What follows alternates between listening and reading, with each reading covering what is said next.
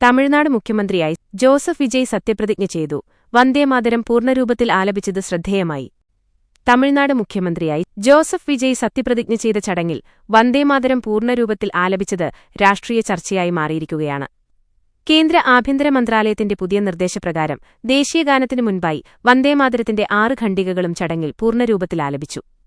1950-ൽ ഭരണഘടനാ അസംബ്ലി അംഗീകരിച്ച 2 ഖണ്ഡികകൾ മാത്രം ആലപിക്കുന്ന രീതിയിൽ നിന്ന് മാറി വന്ദേമാതരത്തിന് ദേശീയഗാനത്തിന് തുല്യമായ നിയമപരിരക്ഷ നൽകുന്ന കേന്ദ്രത്തിന്റെ പുതിയ നിലപാട് വിജയ് സർക്കാർ പൂർണ്ണമായും നടപ്പിലാക്കി. ഈ നീക്കം ബിജെപിയെപ്പോലും പ്രതിരോധത്തിലാക്കുന്ന ഒന്നാണെന്നാണ് വിലയിരുത്തപ്പെടുന്നത്.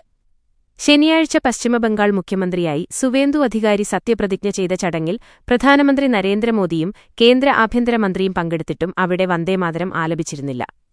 എന്നാൽ ബിജെപിയുടെ കടുത്ത രാഷ്ട്രീയ എതിരാളിയായി കണക്കാക്കപ്പെടുന്ന വിജയ് കേന്ദ്ര നിർദ്ദേശം അക്ഷരംപ്രതി പാലിച്ചുകൊണ്ട് ദേശീയതയുടെ കാര്യത്തിൽ താൻ ഒരുപടി മുന്നിലാണെന്ന സൂചനയാണ് നൽകുന്നത്. കോൺഗ്രസ് നേതാവ് രാഹുൽ ഗാന്ധിയുടെ സാന്നിധ്യത്തിലായിരുന്നു ഈ ഗാനാലാപനം നടന്നത് എന്നത് മറ്റൊരു ശ്രദ്ധേയമായ കാര്യമാണ്.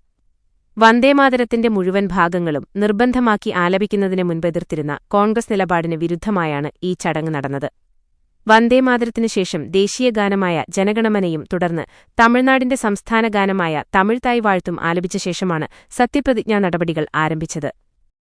21 ലക്ഷത്തോളം സന്തുഷ്ടരായ ഉപഭോക്താക്കളും 2 ലക്ഷത്തോളം തിമിര ശസ്ത്രക്രിയകളും പൂർത്തിയാക്കിയ മലബാറിലെ ഏക കണ്ണാശുപത്രി Al Salama eye hospital, hospital road, Perinthalmanna.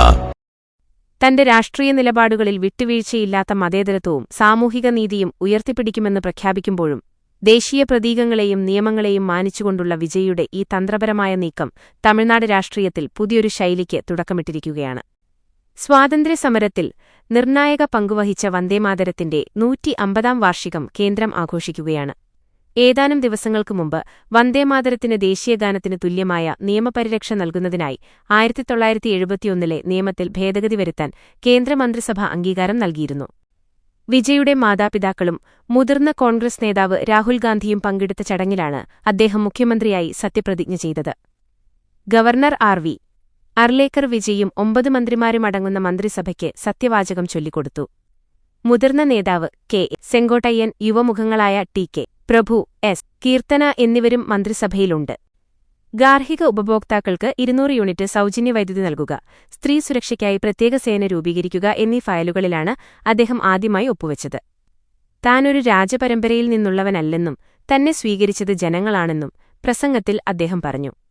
വ്യാജ വാഗ്ദാനങ്ങൾ നൽകി ജനങ്ങളെ വഞ്ചിക്കില്ലെന്നും അദ്ദേഹം കൂട്ടിച്ചേർത്തു. ചടങ്ങിനുശേഷം രാഹുൽ ഗാന്ധിക്കും സഹമന്ത്രിമാർക്കുമൊപ്പം സെൽഫിയെടുത്താണ് വിജയ് വേദി വിട്ടത്.